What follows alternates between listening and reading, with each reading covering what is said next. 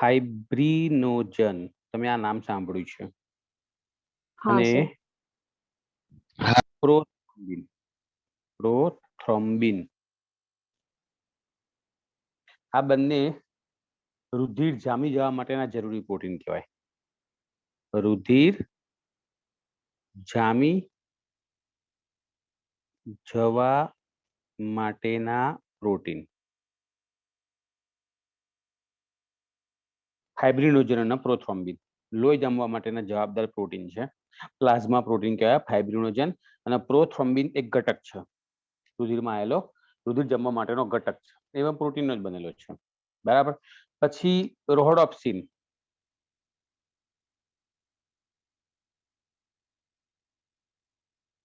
રોહોડોપ્સિન આ પણ એક પ્રોટીન છે. બરાબર. જે આંખના નેત્ર પટલ કહીએ આપણે, નેત્ર પટલ, આંખમાં 3 પટલ હોય, શ્વેત પટલ, પછી મધ્ય પટલ અને નેત્ર પટલ. તો નેત્ર પટલ જે આવેલું હોય સૌથી અંદરનું પટલ કહેવાય આંખની અંદર, એમાં આવેલું પ્રોટીન છે રોહોડોપ્સિન. આંખના નેત્ર પટલમાં આવેલું પ્રોટીન કહેવાય. આ રોહોડોપ્સિનના કારણે આપણને અંધારામાં વસ્તુ દેખાય. બરાબર.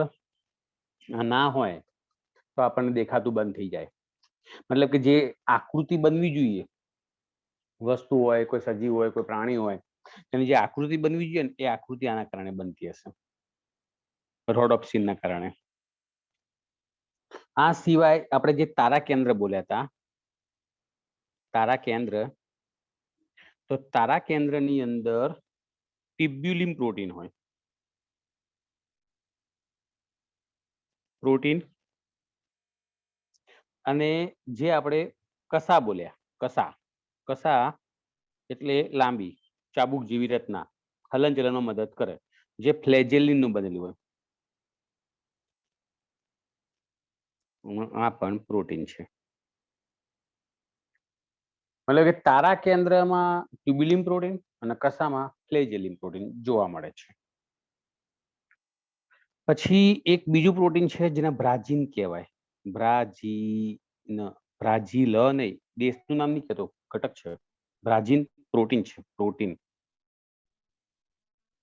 અને આ પ્રોટીન ખાંડ કરતા 2000 ગણું ગળ્યું છે. વિચારો, જોરદાર કહેવાય. આપણે જે ખાંડ ખાઈએ, સુગર, એના કરતા પણ આ બ્રાઝીન પ્રોટીન 2000 ગણું ગળી પદાર્થ છે એમ. બરાબર. અને વનસ્પતિમાંથી મળી આવે છે. આપણા દેશમાં નહીં થતું, આફ્રિકા કહીએ આપણે, આફ્રિકા એ દેશોમાં થાય છે. બરાબર. અને આના પેટન્ટ અમેરિકાએ મેળવી લીધેલા.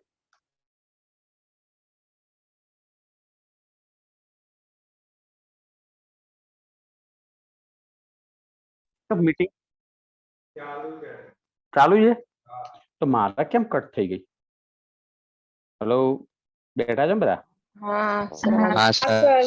મારા મીટિંગ એની જાતે કટ થઈ ગઈ, પાછું જાતે રીજોઈન પણ થઈ ગયું. ત્રાસ મારો બધો.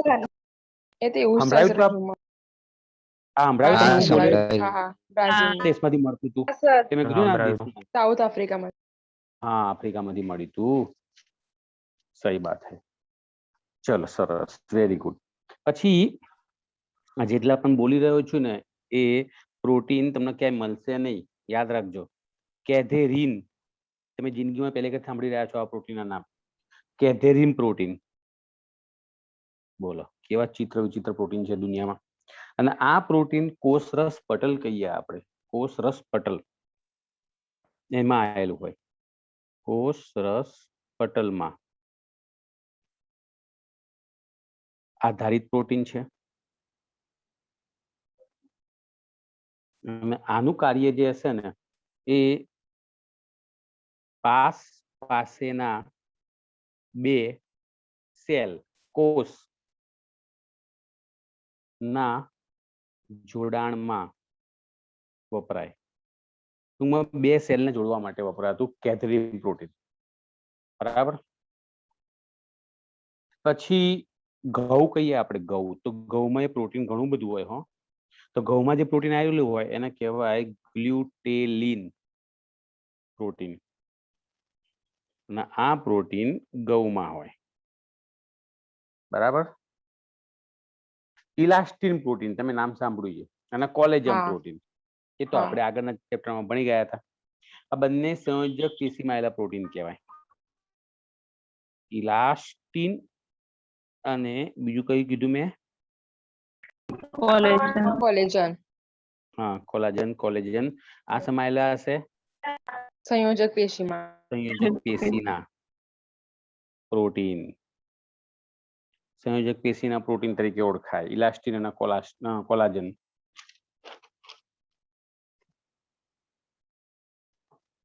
પછી रूबिस्को, इसको भी आप लोग सुन सकते हैं, रूबिस्को.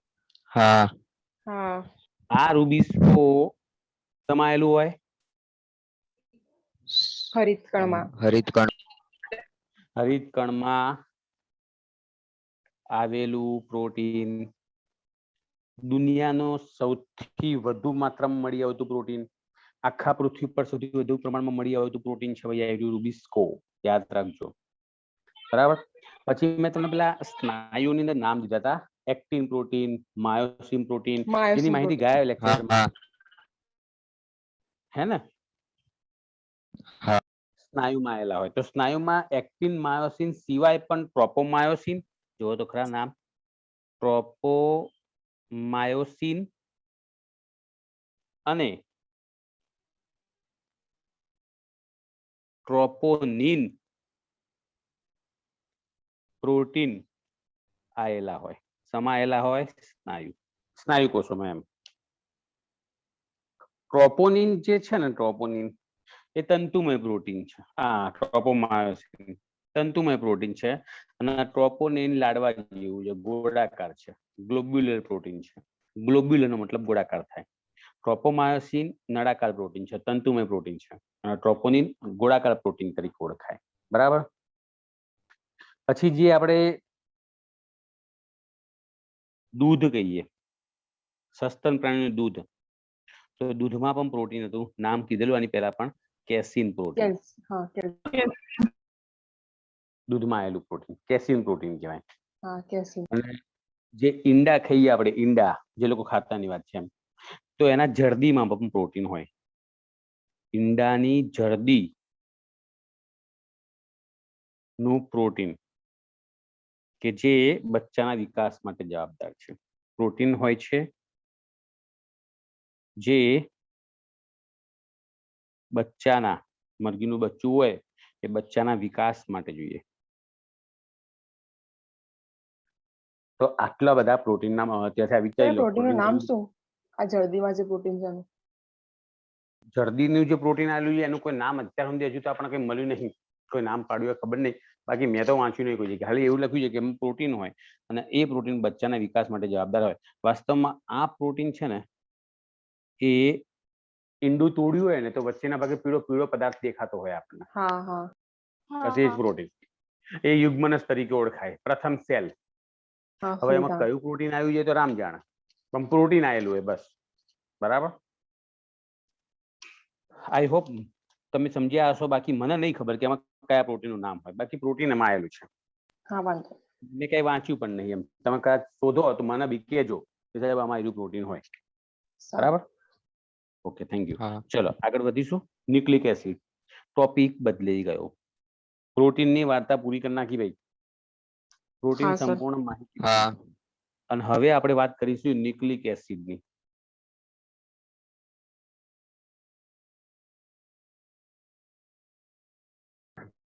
હવે આ માહિતી જેવું તમને આપવાનું છું આજે, ન્યુક્લિક એસિડની.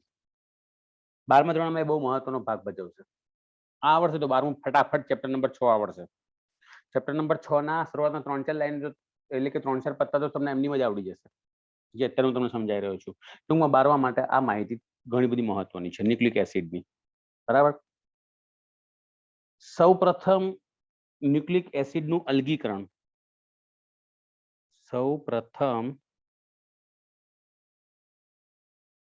ન્યુક્લિક એસિડ નું અલગીકરણ જોહાન્સેન ફ્રીડરિક મિશન નામના વૈજ્ઞાનિકે કર્યું હતું. વૈજ્ઞાનિકનું નામ લખું છું. સૌ પ્રથમ ન્યુક્લિક એસિડનું વર્ગીકરણ એટલે કે અલગીકરણ જોહાન્સેન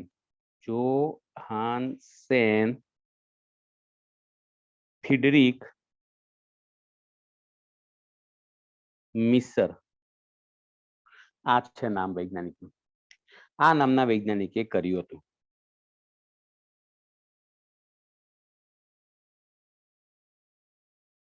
બરાબર. સૌ પ્રથમ ન્યુક્લિક એસિડનું અલગીકરણ કરનારો વૈજ્ઞાનિક જોહાન્સેન ફ્રીડરિક મિસર.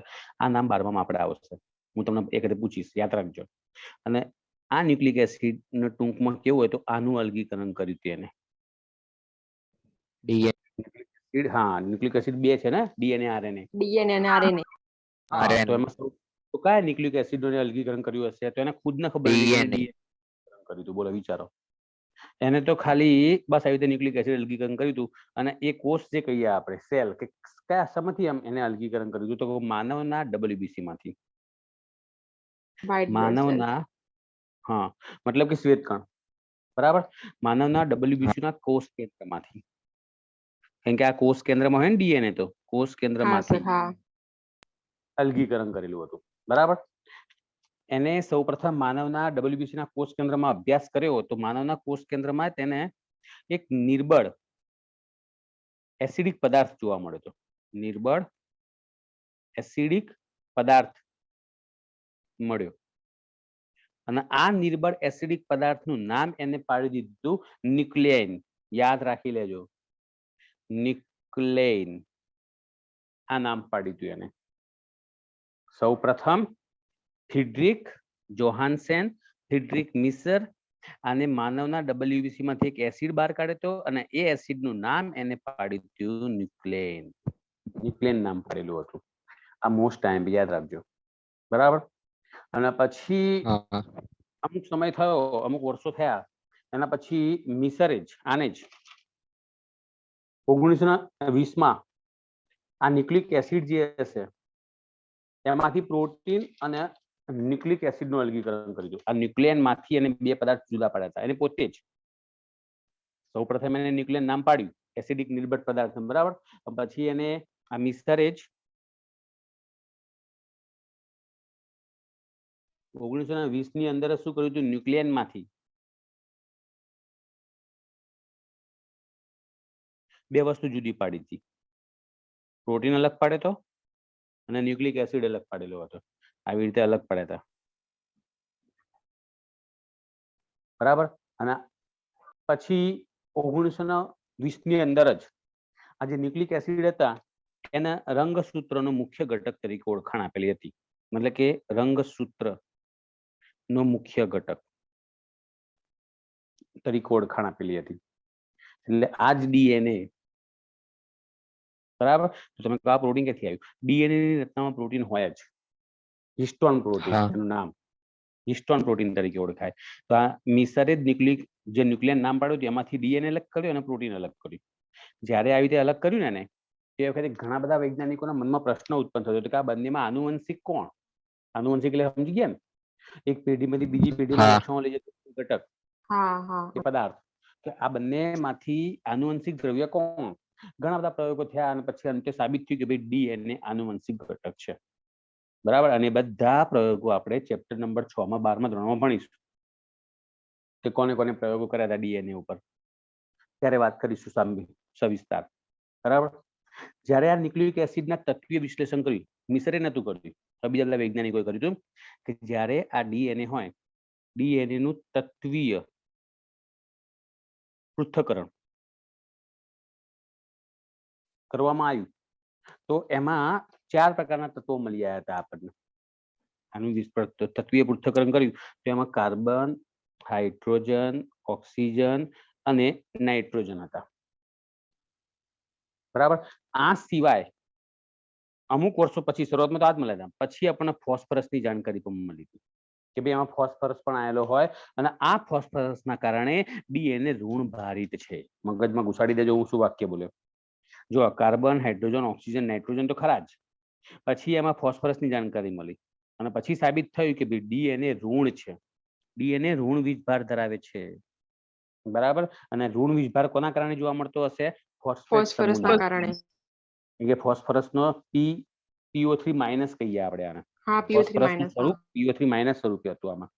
માટે ડીએનએ પછી સાબિત થયું કે ભાઈ ઋણ છે, બરાબર. અને આ પ્રોટીન ધન છે, પ્રોટીન ધન વીજભાર ધરાવે અને ડીએનએ ઋણ વીજભાર ધરાવે. એટલે તમને ખબર પડી ગઈ કે ડીએનએ ધન બાજુ શું થાય, ઋણ ધન બાજુ કેવું થાય? આકર્ષાય. આકર્ષિત થાય. આકર્ષાય. માટે આ ડીએનએ એટલે કે આ ન્યુક્લિક એસિડ આ પ્રોટીન ઉપર ચોંટી ગયેલો હોય, વીંટળાયેલો હોય છે, બરાબર. પછી ખબર પડી. એ મિશનને ખબર નથી કે આવું કેમ થતું હતું.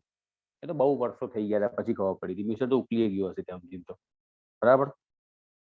ન્યુક્લિક એસિડ મુખ્ય બે પ્રકારના છે. ન્યુક્લિક એસિડ મુખ્યત્વે બે પ્રકારના છે, ડીએનએ અને આરએનએ. આ બે પ્રકારના છે, મુખ્ય બે જ પ્રકારના. બસ બીજા હશે કદાચ કોષોની અંદર, પણ આપણને મળ્યા નહીં. હજુ સુધી આપણે વૈજ્ઞાનિકો બીજું કઈ નવું શોધી નહીં શક્યા. બાકી હું તમને કહી દઉં કે આપણા કોષમાં હજુ પણ આના કરતા ખતરનાક પદાર્થો પડ્યા હશે, બરાબર. પણ હજુ આપણે ઠેકાણા પડતા નહીં આ બધા પદાર્થોમાં, કેમ કે આપણે બધું સંપૂર્ણ માહિતી મેળવી જ નહીં શકતા આપણા સેલ વિશેની.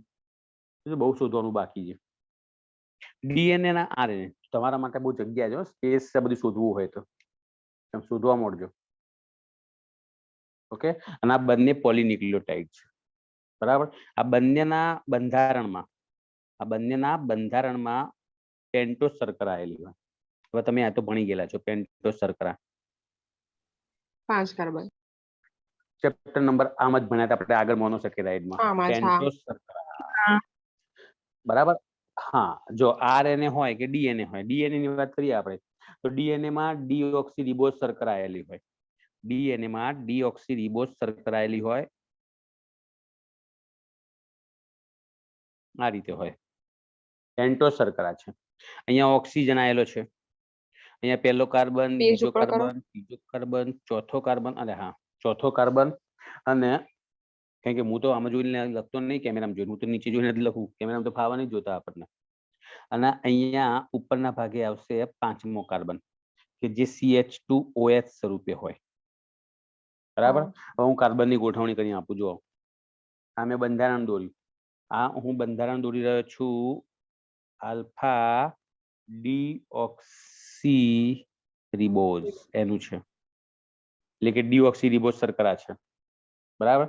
એના પહેલા નંબરના કાર્બનમાં અહીંયા હાઇડ્રોજન નો OH, પછી H અને H. યાદ કરો, અપવાદ તરીકે આપણે એમાં લખ્યું હતું ડીએનએ. નોર્મલી પેન્ટોસ શર્કરા હોય તો C5H10O5 આવો જોઈએ ને, માટે મેં કીધું તો અહીંયા હાઇડ્રોજન, અહીંયા અપવાદ છે ખાલી આ ડીઓક્સીરીબોઝ શર્કરા. હા, એક ઓછું ઓક્સિજન ધરાવે છે, બરાબર. એ આપણે વાત થઈ હતી વખતે. આ રીતે ગોઠવણી થશે. આ જે મેં સૂત્ર દોર્યું એ પેન્ટોસ શર્કરાનું છે. આલ્ફા ડીઓક્સીરીબોઝ શર્કરા એટલે કે ડીએનએ કહીએ ને, એ ડીએનએ ના બંધારણમાં આવી શર્કરા હોય પેન્ટોસ શર્કરા તરીકે, બરાબર. અને આવી શર્કરા પેલાના બંધારણમાં હોય. કોના બંધારણમાં? તો કે આરએનએ ના બંધારણમાં, બરાબર. જુઓ, એ પણ આપણે દોરીએ અહીંયા.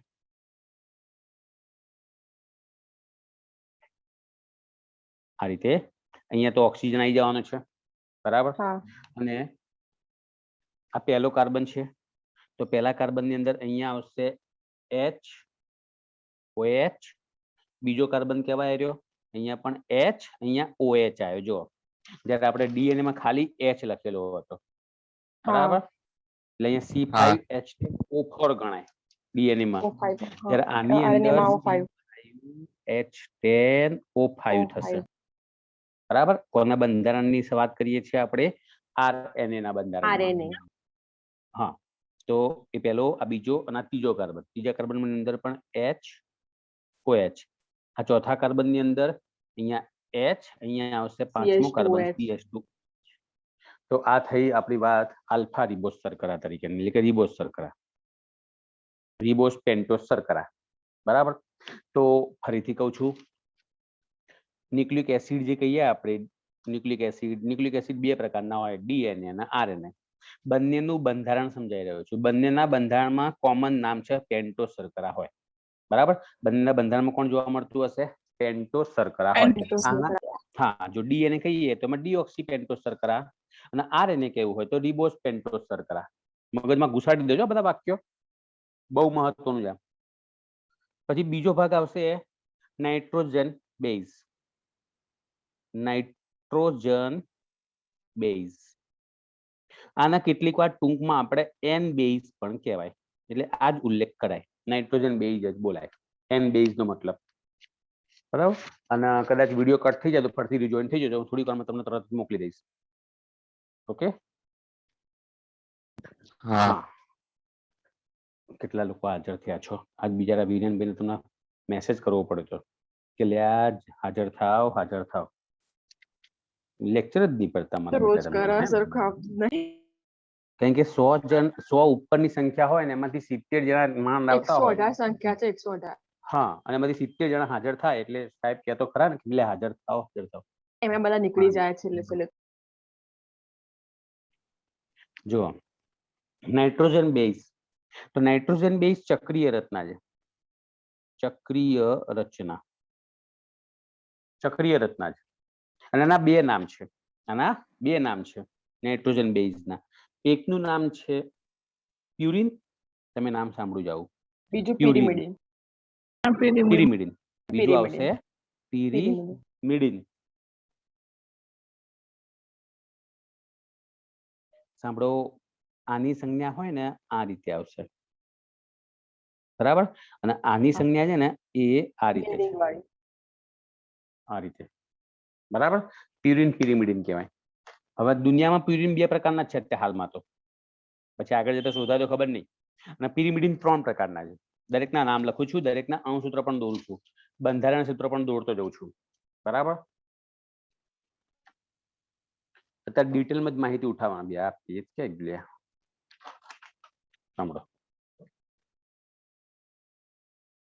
જો પહેલા હું તમને ચલાવીશ અત્યારે પ્યુરિન.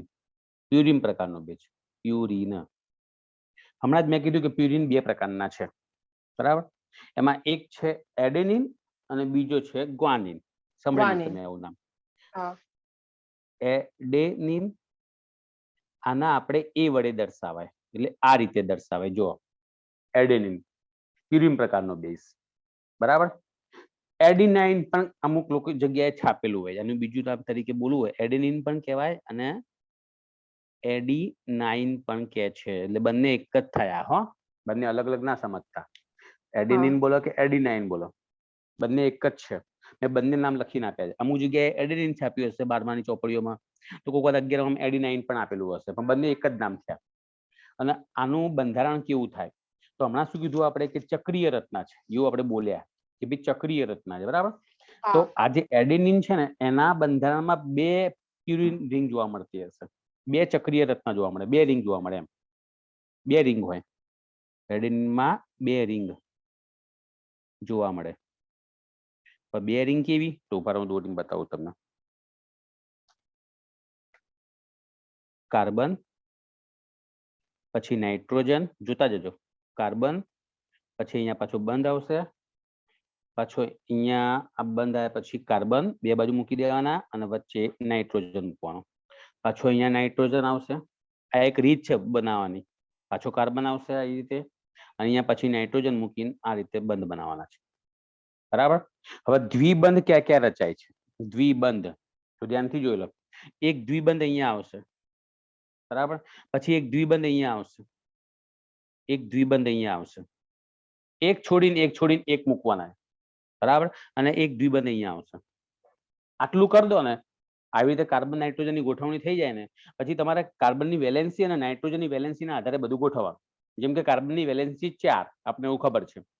કાર્બનની વેલેન્સી 4 હોય તો 3 વપરાઈ ગઈ, 1 2 3 વપરાઈ ગઈ. તો અહીંયા આવશે એડેનિન હોય તો NH2, એડેનિન હોય તો અહીંયા NH2 આવશે, અને ગ્વાનિન હોય તો ઓક્સિજન આવશે. ફરક આટલો છે બંનેની અંદર, બરાબર. થોડીક વારમાં ગ્વાનિન દોરીએ આપણે, પણ એડેનિન છે તો અહીંયા NH2 મૂકવાના છે. હવે જો નાઇટ્રોજનની 3 વેલેન્સી વપરાઈ ગઈ, 3 થઈ ગઈ ને નાઇટ્રોજનની, બરાબર. હવે કાર્બનની 4 હોય પાછી, તો અહીંયા તો 3 જ થાય, તો અહીંયા કઈ નહીં કરવાનું, ખાલી અહીંયા શું મૂકી દેવાનું, હાઇડ્રોજન મૂકી દેવાનું. નાઇટ્રોજનની 3 વેલેન્સી પતી ગઈ, ધ્યાનથી જોજો. કાર્બનની 4 વેલેન્સી પૂરી થઈ જાય, કાર્બનની આ કાર્બનની 4 વેલેન્સી પતી ગઈ, આ નાઇટ્રોજનની 3 વેલેન્સી પતી ગઈ, પણ આ કાર્બનની 4 થવી જોઈએ, એની જગ્યાએ 3 જ થઈ. જુઓ માટે અહીં શું મૂકી દઈશું આપણે, હાઇડ્રોજન અને અહીં નાઇટ્રોજન ની 3 થવી જોઈએ ને, નાઇટ્રોજન ને 2 જ થઈ જો માટે હા. અહીંયા શું કરી દઈશું આપણે H મૂકી દઈશું. બોલો હાઇડ્રોજન આવડે દોરતા? હા આ સર એડેનિન નું સ્વરૂપ દોર્યું મેં. આ કયું સ્વરૂપ દોર્યું મેં? એડેનિન દોર્યું. એડિનિન સ્વરૂપ હાઇડ્રોજન બેઝ આવો હોય. ચલો હું ગ્વાનિન દોરું. બીજો નંબરનો પ્યુરિન પ્રકારનો બેઝ, બરાબર? ગ્વાનિન દોરીએ આપણે. અને ગ્વાનિન તરીકે જ ઓળખાય છે, એનું બીજું કોઈ નામ નહીં. ગ્વાનિન. આના આપણે જી કહીશું.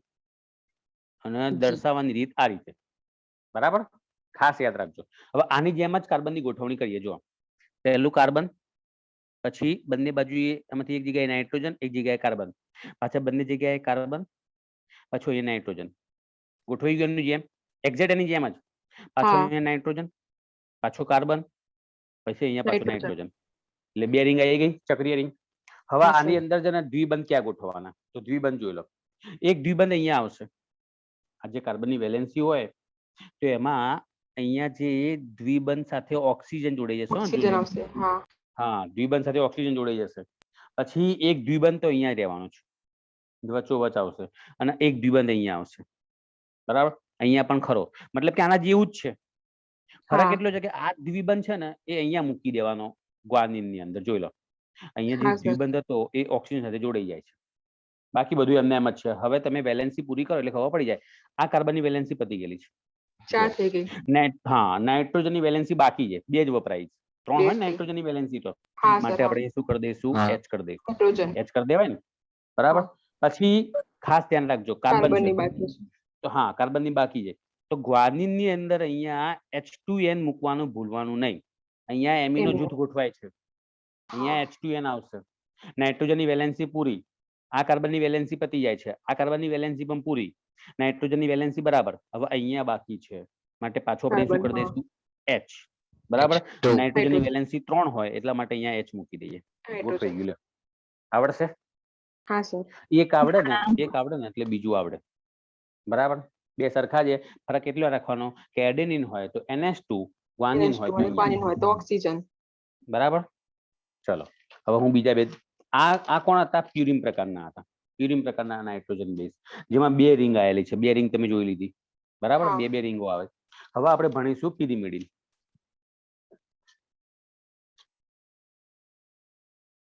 પિરિમિડિન. પિરિમિડિન જે કહીએ ને આપણે, એના બંધારણમાં એક જ રિંગ આવેલી હોય અને એની સંજ્ઞા મેં હમણાં જ દોરી હતી. પિરિમિડિન ની સંજ્ઞા આવશે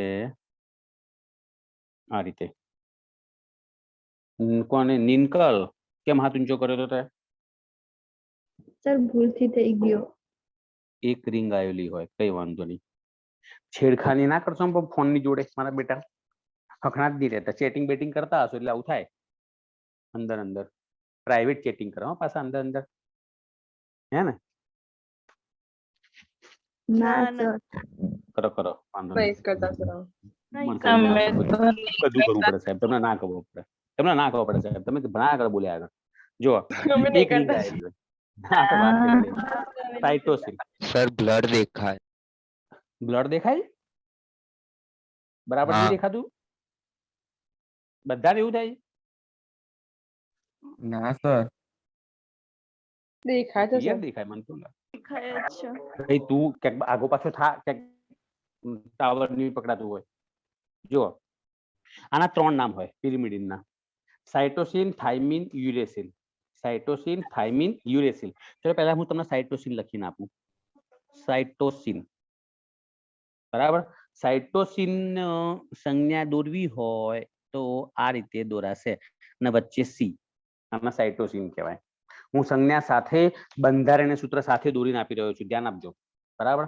એક જ રિંગ આવેલી હોય તો આમાં સિમ્પલ વસ્તુ છે, કાર્બન મૂકવાનો, પછી તમને ખબર છે એ પ્રમાણે અહીંયા નાઇટ્રોજન મૂકવાનો, પાછો કાર્બન મૂકીશું, કાર્બન. પછી 2 જગ્યાએ 2 કાર્બન મૂકીશું અને પછી વચ્ચેના ભાગે નાઇટ્રોજન મૂકીશું.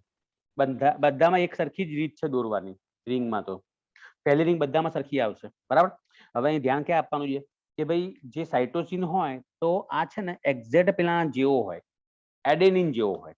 એડેનિન માંથી રૂપાંતર થયેલો છે, બરાબર? એડેનિન માંથી રૂપાંતર થયેલો હોય માટે અહીંયા આવશે NH2 આવશે, બરાબર? અહીંયા પછી પેલો દ્વિબંધ તો આવેલો જ હતો, દ્વિબંધ તો હતો જ. હા. અહીંયા પણ દ્વિબંધ આવેલો હતો પેલાની અંદર એડેનિન માંથી, બરાબર. હવે અહીંયા ખાલી અહીંયા દ્વિબંધ છે ને, અહીંયા આવતો હતો ને દ્વિબંધ પેલામાં, એની જગ્યાએ આપણે અહીંયા મૂકી દઈશું. દ્વિબંધ અહીંયા આવશે. ઓક્સિજન. બરાબર. હા, એ ફરક પડશે. બાકીની બધી વેલેન્સી પ્રમાણે ગોઠવવાની વારી આવી. વેલેન્સી ગોઠવતા જાય એટલે ખબર પડતી જાય. અહીંયા વેલેન્સી તમે જુઓ ઓછી છે માટે અહીંયા H મૂકી દઈશું આપણે. અહીંયા પણ વેલેન્સી એક ઓછી છે કાર્બનની માટે અહીંયા પણ આપણે H મૂકી દઈશું. બાકી બધી જગ્યાએ હા અહીંયા પણ એક ઓછી છે જુઓ માટે અહીંયા પણ H આવશે. હવે ગણી લો બધાની વેલેન્સી કમ્પ્લીટ થઈ ગઈ. તો આ થયો સાઇટોસિન નો અણુ. આ સાઇટોસિન નો થયો. બરાબર. હવે હું લઉં છું યુરેસિલ. યુરેસિલ આના સંજ્ઞા બનશે યુ. આ રીતે યુરેસિલ ને યુ. સાઇટોસિન નો એસ કરીને ના આવતા હો. સાઇટોસિન ને સ્પેલિંગ માં સી શરૂઆત થાય માટે આપણે ગુજરાતીમાં ભલે સ લખીએ આપણે, બાકી સાઇટોસિન નું સ્પેલિંગ સી થી શરૂ થાય એટલા માટે. ઓકે ચલો. યુરેસિલ દોરવું હોય તો એક્ઝેક્ટ આના જેમ પેલા કાર્બન ગોઠવી દો. કાર્બન, પછી અહીંયા આવશે નાઇટ્રોજન, પાછો કાર્બન, બે બાજુ બે કાર્બન અને વચ્ચે નાઇટ્રોજન મૂકીને આવી રીતે બનાવવાના. રિંગ દોરતો તો આવડી ગઈ એક રિંગ તો. બરાબર. હવે આની અંદર યુરેસિલ છે ને એટલા માટે ડબલ બોન્ડ અહીંયા આવેગા. અહીં ડબલ બોન્ડ આવશે. અહીંયા પણ દ્વિબંધ હતો. બરાબર. અને અહીંયા આવશે ડબલ બોન્ડ કેમ કે આના જેવું જ બનશે. ફરક એટલો છે કે યુરેસિલ ની અંદર અહીંયા ખાલી ડબલ બોન્ડ આવતા હશે. હવે વેલેન્સી ગોઠવી દો. વેલેન્સી ગોઠવો. અહીંયા H આવે. જો ચાર વેલેન્સી કરવા માટે એક અહીંયા H આવશે. અને એક નીચે H. હા, એક નાઇટ્રોજન ની નીચે H આવશે અને અહીંયા પણ H આવેગા કેમ કે નાઇટ્રોજન ની તમે જો બે જ છે માટે H આવશે. થઈ ગયું? હા. યુરેસિલ બની. બરાબર. આ યુરેસિલ. એક્ઝેક્ટ થાઇમિન આવું જ. એક્ઝેક્ટ થાઇમિન આના જેવું. ફરક એટલો છે કે જે અહીંયા આ કાર્બન છે આ કાર્બનમાં હાઇડ્રોજન ની જગ્યાએ મિથાઇલ સમૂહ આવી જાય. બાકી બધું ટીપ ટોપ. જો દોરીને બતાવું. આ બધા તમારે દોરવાના સારા અક્ષરે નોટમાં લખજો પાછા બધા કાગળિયાઓ. કારણ કે આ બધું દોરેલું નહીં હોય અમુક જગ્યાએ એટલા માટે. એક તો કાગળિયા મારા બૈરા એવા આપ્યા છે ને બાબા આદમ વખત ના ઉઠાયેલા આઈસ કેફથી. મને કે આ પૂરા કરો પેલા આ પૂરા કરો પછી નવા આપો. બોલો શું કેવું? હા તો મને કે તમે આ પૂરા કરો પછી કે નવા આપું. બોલો શું કેવું આવવાના? ભણાવવાનું છે તોય હાલતી નહીં. થાઇમિન. થાઇમિન ની સંજ્ઞા આવશે ટી. આ રીતે. બરાબર. હમણાં શું કીધું આપણે? એક્ઝેક્ટ પેલાના જેમ છે માટે કાર્બન ગોઠવવાનો. બંને બાજુમાંથી એક બાજુ નાઇટ્રોજન, એક બાજુ કાર્બન, પાછું બંને બાજુ કાર્બન અને પછી વચ્ચે નાઇટ્રોજન. આટલું તો બધાને આવડી જ ગયું છે. બરાબર. હવે અહીંયા ડબલ બોન્ડ ઓ આવેગા. બરાબર. થાઇમિન ની અંદર પછી અહીંયા પણ હતો, અહીંયા પણ ડબલ બોન્ડ ઓ હતો. આટલું તો ગોઠવાઈ ગયું. હવે હા, અહીંયા H આવેલો હતો, અહીંયા H આવેલો હતો, અહીંયા H આવેલો હતો. ખાલી અહીંયા CH3 મૂકી દેવાનું.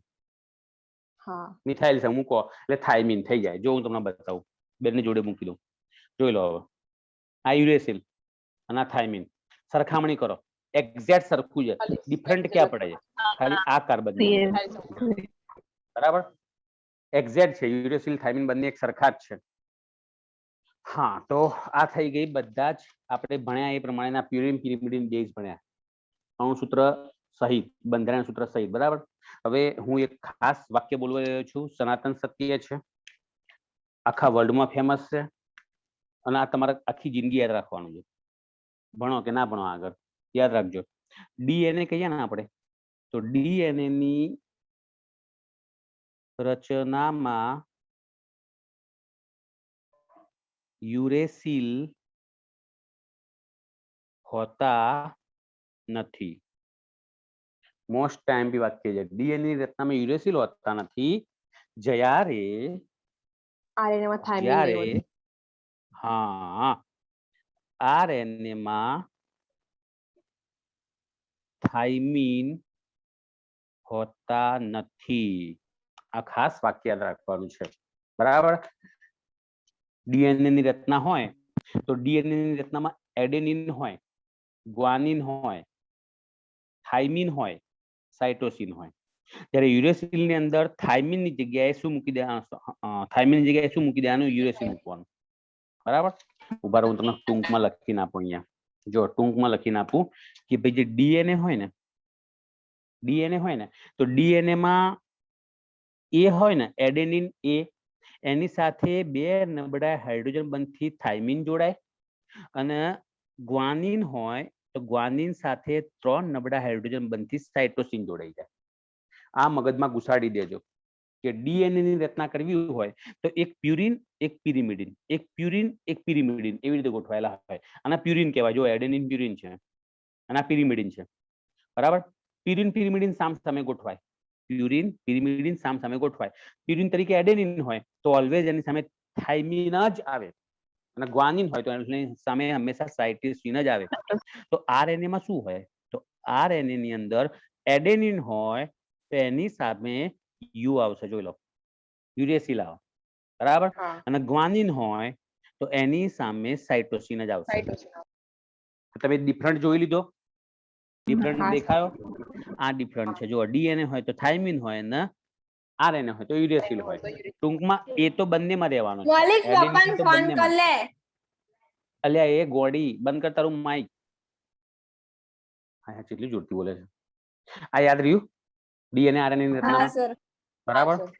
હવે ચલો, આપણે શું કીધું કે ભાઈ આરએનએ હોય કે ડીએનએ હોય, એના બંધારણમાં કોણ કોણ હોય? તો નંબર 1 પેન્ટોસ શર્કરા હતી. નંબર 2 નાઇટ્રોજન બેઝ હતા. નંબર 2 નાઇટ્રોજન બેઝ ભણ્યા આપણે આ. બરાબર. અને હવે આવશે નંબર 3. કોણ હોય? યાદ આવ્યું? ફોસ્ફેટ્સ. હા, પેલા. ફોસ્ફોરિક એસિડ આવેલો હોય. કોણ આવેલું હશે? ફોસ્ફોરિક એસિડ હોય. H3PO4. આવું થાય આનું સૂત્ર. બરાબર. પણ ખાસ યાદ રાખજો કે ભાઈ ફોસ્ફોરિક એસિડ જે છે, આ ફોસ્ફોરિક એસિડ એ ડીએનએ હોય કે આરએનએ હોય, બધામાં ફોસ્ફેટ સમૂહ સ્વરૂપે હોય. એટલે કે PO4 માઇનસ સ્વરૂપે હાજર થશે. ખાલી યાદ રાખજો આ વાક્ય કે ભાઈ ફોસ્ફોરિક એસિડ આવેલો હોય ડીએનએ ના બંધારણમાં, પણ આ ફોસ્ફોરિક એસિડ ફોસ્ફેટ સમૂહ હાજર થશે. સર, બ્લર થાય છે. હજુ થાય છે? શું દેખાય છે? વચ્ચે થાય છે. તમે લખો ને. હા, હવે થયું બરોબર. થઈ ગયું? હા, થયું.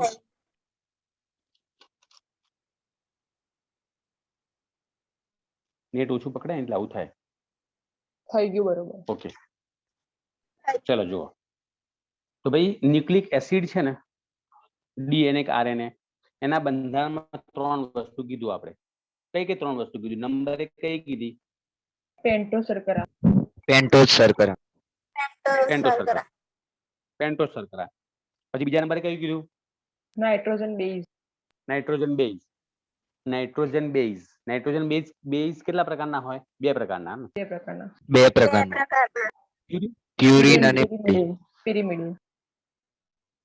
પ્યુરિનના ઉદાહરણ બોલો. પ્યુરિન, એડિનિન અને ગ્વાનિન. એડેનિન અને ગ્વાનિન. અને પેલા અંદર થાઇમિન, સાઇટોસિન, યુરેસિલ. યુરેસિલ. અને ત્રીજા નંબરે કોણ જોવા મળતું હશે? Phosphoric acid. Phosphoric acid. Phosphoric acid. ચલો હવે આપણે આગળ વધીએ અને ન્યુક્લિયોસાઇડ ભણીએ. ન્યુક્લિયોસાઇડ કોને કહેવાય?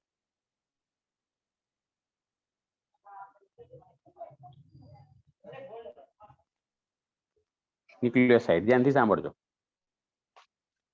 જ્યારે પેન્ટોસ શર્કરા પ્રથમ કાર્બન સાથે નાઇટ્રોજન બેઝ જોડાઈ જાય એટલે ન્યુક્લિયોસાઇડ બને. ન્યુક્લિયોસાઇડ બનાવવો હોય તો શું જોઈએ? તો એક તો જોઈએ પેન્ટોઝ શર્કરા વત્તા નાઇટ્રોજન બેઝ.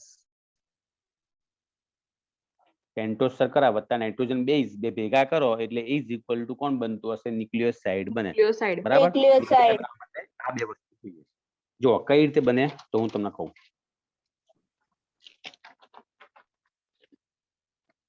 ધ્યાનથી જોજો.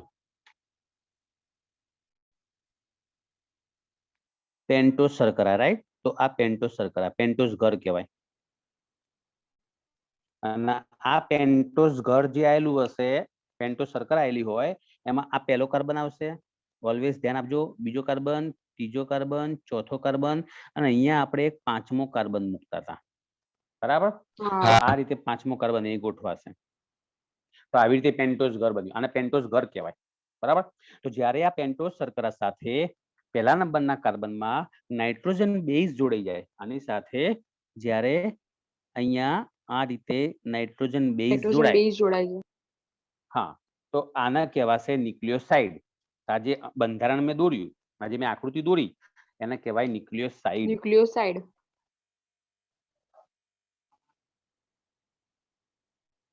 આ ન્યુક્લિયોસાઇડ છે, બરાબર? હવે તમે ધ્યાનથી સાંભળો કે ન્યુક્લિયોસાઇડમાં જે આ જે નાઇટ્રોજન બેઝ છે ને, એ કોઈ બી હોઈ શકે, પ્યુરિન પણ હોઈ શકે અથવા તો પિરિમિડિન પણ હોઈ શકે છે, બરાબર? એવું બંને દોરીને આપું તમને. જો અહીંયા આ પ્યુરિન પ્રકારનો ન્યુક્લિયોસાઇડ, તો હું તમને પિરિમિડિન પણ દોરીને આપું. આ પેન્ટોસ ઘર, અહીંયા ઉપર આવશે પાંચમા નંબરનો કાર્બન, અને અહીંયા પહેલા નંબરના કાર્બન સાથે જોડાઈ જશે પિરિમિડિન. આ બંને કહેવાય ન્યુક્લિયોસાઇડ. આ બંને ન્યુક્લિયોસાઇડ છે, બરાબર? ન્યુક્લિયોસાઇડ ક્યારે બને? કે જ્યારે પેન્ટોસ શર્કરાના પહેલા નંબરના કાર્બનમાં નાઇટ્રોજન બેઝ જોડાઈ જાય ને, એટલે ન્યુક્લિયોસાઇડ બને. આવડી ગયું, બરાબર? જો તમે અહીંયા આ ન્યુક્લિયોસાઇડ જે હોય એમાં રિબોઝ શર્કરા લો, પેન્ટોસ શર્કરા તરીકે રિબોઝ શર્કરા લઈએ. આપણી પાસે બે પેન્ટોસ શર્કરા હતી, બે હતી ને, એક હતી રિબોઝ શર્કરા અને બીજી હતી ડીઓક્સી. જો આપણે આની અંદર રિબોઝ શર્કરા લઈએ, હા, રિબોઝ શર્કરા લઈએ આપણે આની અંદર, તો આને કહેવાય રિબો ન્યુક્લિયોસાઇડ. જો હું અહીંયા આર લખી દઉં, અહીંયા હું આર લખું અહીંયા વચ્ચેના ભાગે, તો આના કહેવાશે રિબોન્યુક્લિયોસાઇડ. સમજી ગયા? હા સર. અને જો હું ડી લખું, જો હું આ રીતે ડી લખું તો એને કહેવાય ડીઓક્સીરિબોન્યુક્લિયોસાઇડ. તો એનું પણ એક ઉદાહરણ હું આપી દઉં અહીંયા.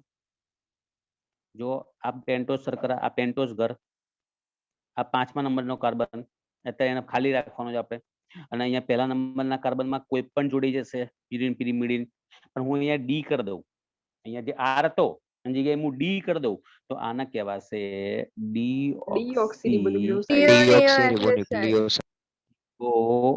ન્યુક્લિયોસાઇડ.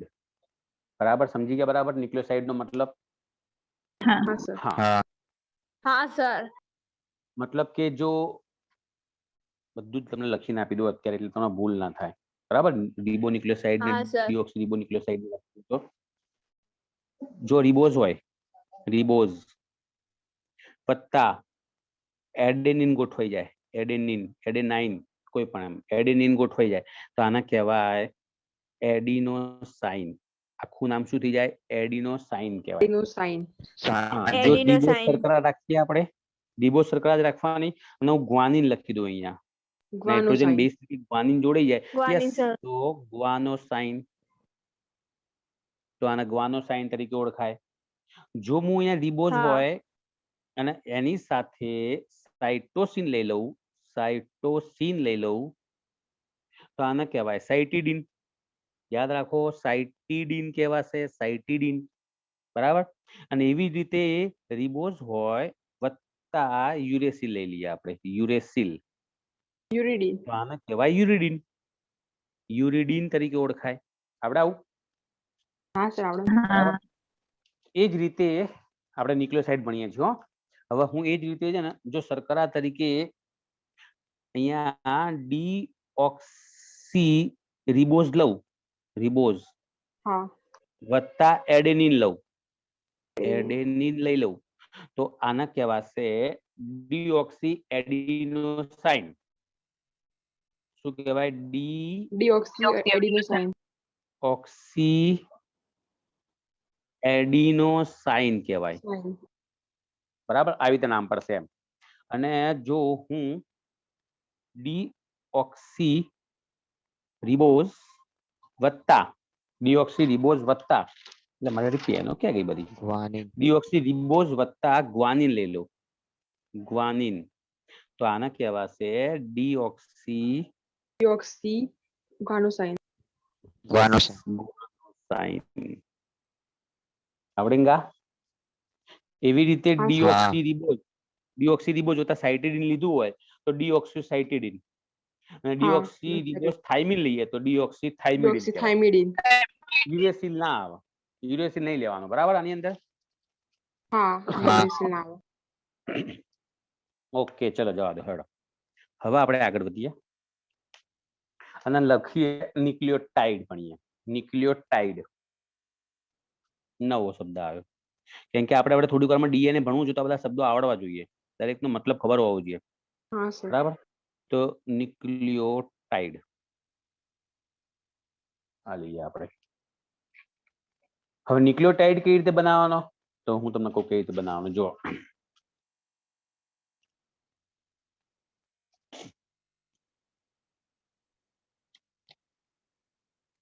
પેન્ટોઝ શર્કરા, પેન્ટોઝ ઘર, પેન્ટોઝ શર્કરા વત્તા નાઇટ્રોજન બેઝ આ બે ભેગા થાય તો ન્યુક્લિયોસાઇડ બોલ્યા હતા ને આપણે.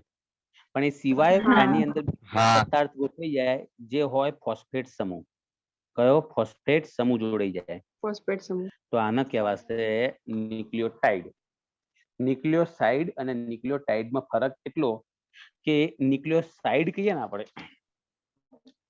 તો ન્યુક્લિયોસાઇડ ની અંદર પેન્ટોઝ શર્કરા હોય અને નાઇટ્રોજન બેઝ જ હોય બરાબર. ફોસ્ફરસ આપણે એવું ફોસ્ફેટ કહેતા હતું. ફોસ્ફેટ સમૂહ ના હોય. મને બધું કાગળિયો ખોઈ ગયો આપણે તો. હા આવી રહ્યું. ન્યુક્લિયોસાઇડ બોલીએ તો એમાં ખાલી પેન્ટોઝ શર્કરા અને નાઇટ્રોજન બેઝ જ હોય. પણ જો હું ન્યુક્લિયોટાઇડ બોલું તો એની અંદર એ બે સિવાય એક્સ્ટ્રા પણ ઘૂસી ગયું હશે ફોસ્ફેટ સમૂહ. ફોસ્ફેટ પાંચમા સમૂહ નંબરના ફોસ્ફેટ સમૂહ 5મા નંબરના કાર્બનમાં. ચલો હું દોરીને બતાવું. જો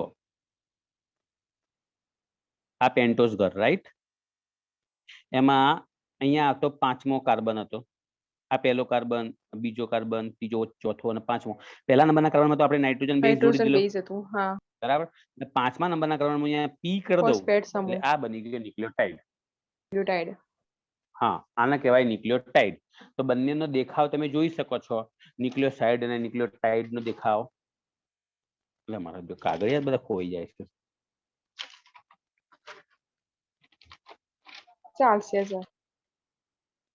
નહીં ચાલશે નહીં. અમુક લોકોના મગજમાં ઘુસાડવું પડશે. એમની ના મજા આવે. એટલે હારું કાગળ જ જતું રહ્યું ક્યાંક લખેલું. તો મને તો ઉડી ગયું મોકલવાનું છે. છે અમારે તો. અહીં ક્યાંક હવે બધું ભેગું થઈ ગયું આની અંદર. જવા દો પછી વાત કરીએ તને. એટલે આમ જ છે યાર. શું હું એ મોડા જેવો છું. જો આ ન્યુક્લિયોસાઇડ દેખાય. આ ન્યુક્લિયોસાઇડ એમાં 5મો કાર્બન ખાલી છે. જોઈ લો. અહીંયા તમે જોઈ શકો છો 5મો કાર્બન હા. ભરેલો છે ફોસ્ફેટ સમૂહ. હા. તો બંનેમાં આટલો ફોસ્ફેટ. ડિફરન્સ છે ન્યુક્લિયોસાઇડ અને ન્યુક્લિયોટાઇડ વચ્ચેનો. આવડે? હા સર. હા જો હું અહીંયા આર લખી દઉં, આની અંદર હું અહીંયા આર મૂકી દઉં તો આને કહેવાશે રિબોન્યુક્લિયોટાઇડ. તો આનું નામ પડી જાય ન્યુક્લિયોટાઇડ. રિબોન્યુક્લિયોટાઇડ. અને જો હું ડી મૂકી દઉં તો એને કહેવાશે ડીઓક્સીરિબોન્યુક્લિયોટાઇડ. ડીઓક્સીરિબોન્યુક્લિયોટાઇડ. બરાબર. ડીઓક્સીરિબોન્યુક્લિયોટાઇડ તરીકે ઓળખાય. હવે આ ન્યુક્લિયોટાઇડ જે હશે ને એ આ ન્યુક્લિયોટાઇડ ડીએનએ, આરએનએ અને એટીપી. ડીએનએ, આરએનએ અને એટીપી એડિનોસાઇન ટ્રાઇફોસ્ફેટ આ બધાની અંદર જોવા મળશે. બરાબર. એટીપી કહીએ ને આપણે ATP adenosine triphosphate. Adenosine triphosphate હા. બોલીએ છીએ આપણે. હા. બરાબર. તો એની અંદર 3 ફોસ્ફેટ આવેલા હોય. હું તમને દોરીને બતાવું કેવી રીતે હોય. ઉભા રહો. જો એટીપી બતાવું તમને કેવી રીતે દોરાય. આ પેન્ટોઝ ઘર એનો આ 5મા નંબરનો કાર્બન, આ પહેલા નંબરનો કાર્બન, એમાં આપણે અહીંયા એડેનિન મૂકી દઈશું. બરાબર. અહીંયા રિબોઝ શર્કરા લઈ લેવાની અને અહીંયા પી મૂકી દઈશું. ફોસ્ફેટ સમૂહ 1 વાર, ફોસ્ફેટ સમૂહ 2 વાર અને ફોસ્ફેટ સમૂહ 3 વાર. આ એટીપી નું અણુસૂત્ર થયું, બંધારણ સૂત્ર થયું. એટીપી કહેવાય એને. એડિનોસાઇન જો આર અને એ જોડાઈ ગયા ને એટલે એને એડિનોસાઇન કહેવાય ને. હમણાં તો તમને લખાઈ આપ્યું મેં. તો એડિનોસાઇન ટ્રાઇફોસ્ફેટ. ટ્રાઇફોસ્ફેટ કહેવાય. આ એટીપી બનાવ્યો આપણે. યાદ રહ્યું? ચલો हाँ सर આગળ વધીએ હવે હવે હા. આપણે બંધ બનાવીશું ફોસ્ફોડાયસ્ટર બંધ. હવે આપણે એવું ભણ્યા કે જુઓ બે મોનોસેકેરાઇડ બે હેક્ઝોસ મોનોસેકેરાઇડ જોડાઈ જાય એટલે ડાયસેકેરાઇડ બનતું હતું. हाँ ગ્લુકોઝ હતા ગ્લુકોઝ, ગ્લુકોઝ હતા ગ્લુકોઝ બનાવીને માલ્ટોઝ બનતું હતું. हाँ सर તો એમાં કયો બંધ આવતો હતો? ग्लाइकोसिडिक बन ગ્લાયકોસિડિક. પછી બે એમિનો એસિડ વચ્ચે જો બંધ બની ડાયપેપ્ટાઇડ બનતું તો કયો બંધ આવતો હતો? पेप्टाइड बन Peptide. એ ડીએનએ આરએનએ બનાવવો હોય ડીએનએ આરએનए બનાવવા માટે ફોસ્ફોડાયસ્ટર બંધ જોઈએ. કયો બંધ જોઈએ? ફોસ્ફોડાયસ્ટર બંધ જોઈએ. Phosphodiester bond. આપણે ફોસ્ફોડાયસ્ટર બંધની સમજણ લઈએ. આપણે શું છે ફોસ્ફોડાયસ્ટર બંધ? ફોસ્ફોડાયસ્ટર બંધ કઈ રીતે બને? ચલો જો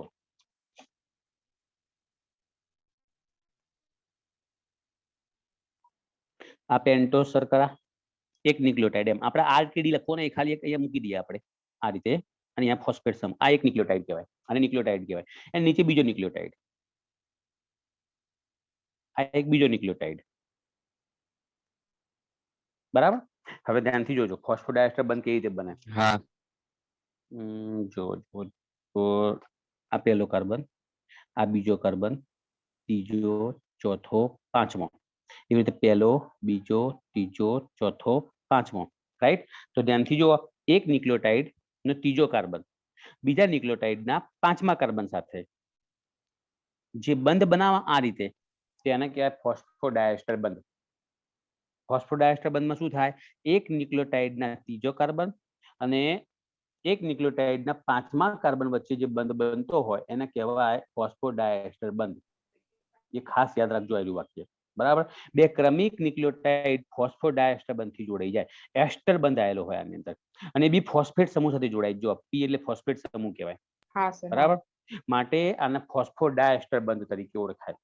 આને કહેવાય આ જે રચના બની આને કહેવાય ડાયન્યુક્લિયોટાઇડ. આ રચનાને ડાયન્યુક્લિયોટાઇડ. આ એક ન્યુક્લિયોટાઇડ આ બીજો ન્યુક્લિયોટાઇડ બે ન્યુક્લિયોટાઇડ ભેગા થાય શબ્દ બનશે ડાયન્યુક્લિયોટાઇડ. આવા અસંખ્ય ન્યુક્લિયોટાઇડ ફોસ્ફોડાયસ્ટર બંધથી જોડાઈ જાય તો એક લાંબી શૃંખલા બને એને કહેવાય પોલીન્યુક્લિયોટાઇડ. पॉलीन्यूक्लियोटाइड એને કહેવાશે પોલીન્યુક્લિયોટાઇડ. બરાબર. તો પોલીન્યુક્લિયોટાઇડ ની અંદર તમને શું કીધું મેં કે જ્યારે આવા અસંખ્ય ન્યુક્લિયોટાઇડ લાઇનસર ગોઠવાય અને પછી ફોસ્ફોડાયસ્ટર બંધ જોડાઈ જાય તો એને કહેવાય છે પોલીન્યુક્લિયોટાઇડ. અને એ પોલીન્યુક્લિયોટાઇડ નું નામ છે ડીએનએ અને બીજાનું નામ છે આરએનએ. બરાબર. આ બંને તો આવા જે ડીએનએ કહીએ આપણે ડીએનએ માં બે પોલીન્યુક્લિયોટાઇડ શૃંખલા મગજમાં ઘુસાડી દો. બે પોલીન્યુક્લિયોટાઇડ હોય બે શૃંખલા હોય અને આમાં એક જ શૃંખલા હોય.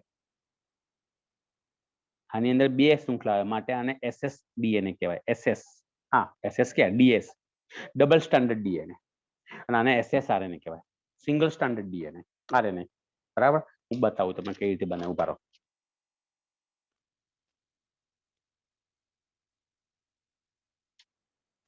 એક ન્યુક્લિયોટાઇડ એની નીચે બીજો ન્યુક્લિયોટાઇડ અહીં ત્રીજો ન્યુક્લિયોટાઇડ એની નીચે પાછો ચોથો પાંચમો. બહુ થઈ ગયા. આવા તો ચેટલાય ચાલતા જ હોય એડે જ આવે ઊંધું ગાલીને. બરાબર. તો આ પહેલા કાર્બન સાથે નાઇટ્રોજન બેઝ જોડી દઈએ. અહીંયા કોઈ બી તમારે જે મગજમાં આવે ને એ જોડી દેવાનું. તમારે કોઈ તમને બોલવાનું નહીં ગમે તે હોય આ રીતે. અને પાંચમા નંબરમાં કાર્બનમાં તમને ખબર છે ફોસ્ફેટ સમૂહ હોય. આ બધામાં ફોસ્ફેટ સમૂહ આવી फॉस्फेट જાય. समूह આ બધા ન્યુક્લિયોટાઇડ બની ગયા. જોઈ લો આ બધા ન્યુક્લિયોટાઇડ કહેવાય. બરાબર. હવે આપણે શું કીધું કે એક હા. ન્યુક્લિયોટાઇડ નો ત્રીજો કાર્બન અને બીજા ન્યુક્લિયોટાઇડ નો પાંચમો કાર્બન જોડાય આ રીતે એટલે આના કહેવાય ફોસ્ફોડાયસ્ટર બંધ. તો આ જે સળંગ રચના બની ને એને કહેવાય પોલીન્યુક્લિયોટાઇડ. हाँ સમજી ગયા? આને પોલીન્યુક્લિયોટાઇડ હા. હજુ પણ આવી એક લાંબી શૃંખલા આવે. આરએનએ કહીએ ને આરએનએ તો આરએનએ માં આવી એક જ હા. શૃંખલા હોય. આરએનએ માં આવી એક જ एक શૃંખલા હોય. श्रृंखला હા હંમેશા આરએનએ માં એક જ શૃંખલા આવે. બરાબર. અને ડીએનએ માં આવી કેટલી શૃંખલા હોય? બે. बे ડીએનએ માં આવી બે શૃંખલા હોય. ચલો હું એ તમને દોરીને બતાવું કે ડીએનએ માં કેવી રીતે ગોઠવાય. હવે ડીએનએ ને બતાવું તમને. અહીંયા ડીએનએ દોરું તો દોરવાની રીત શીખી જજો. હો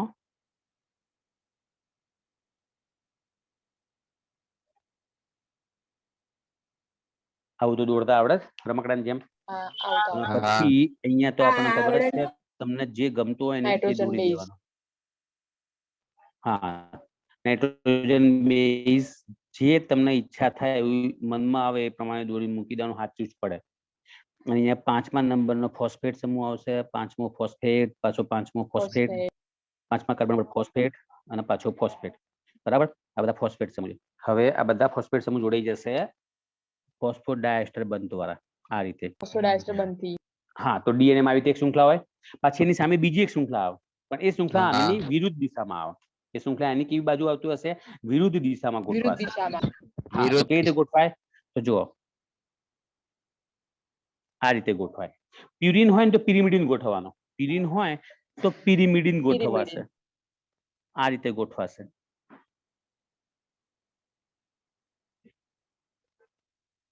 આ રીતે ગોઠવાય ઊંધું. પણ એ ખાસ ધ્યાન રાખવાનું, પ્યુરિન હોય તો પિરિમિડિન મૂકવાનું, એમાં ક્યાંય ભૂલ ના થવી જોઈએ.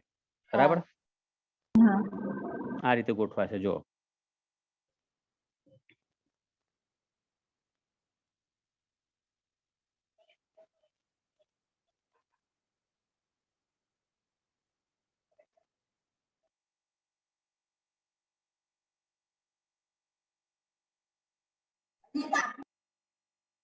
આ રીતે ગોઠવાઈ જાય સામ સામે વિરુદ્ધ દિશામાં. અને આ બધા ફોસ્ફોડાયસ્ટર બંધથી જોડાઈ જાય પાછા. એ આ રીતે જો, આનો પહેલો કાર્બન અહીંયા, આ બીજો, આ ત્રીજો, આ ચોથો અને અહીંયા 5મો એવી રીતે છે. બરાબર, તો આ બધા જ પહેલો કાર્બન, બીજો કાર્બન, તો અહીં ત્રીજો કાર્બન આવે, તો આ રીતે જોડાય છે અહીંયા. ફોસ્ફોડાયસ્ટર બનતી હા, ફોસ્ફોડાયસ્ટર બંધથી જોડાઈ જાય. તો ડીએનએ માં આવી બે પોલીન્યુક્લિયોટાઇડ શૃંખલા હોય, સામ સામે ગોઠવાય, પરસ્પર વિરુદ્ધ દિશામાં ગોઠવાય અને ડીએનએ બનાવે. ડીએનએ માં બે શૃંખલા જોઈ લો, જ્યારે આની અંદર એક જ શૃંખલા હોય.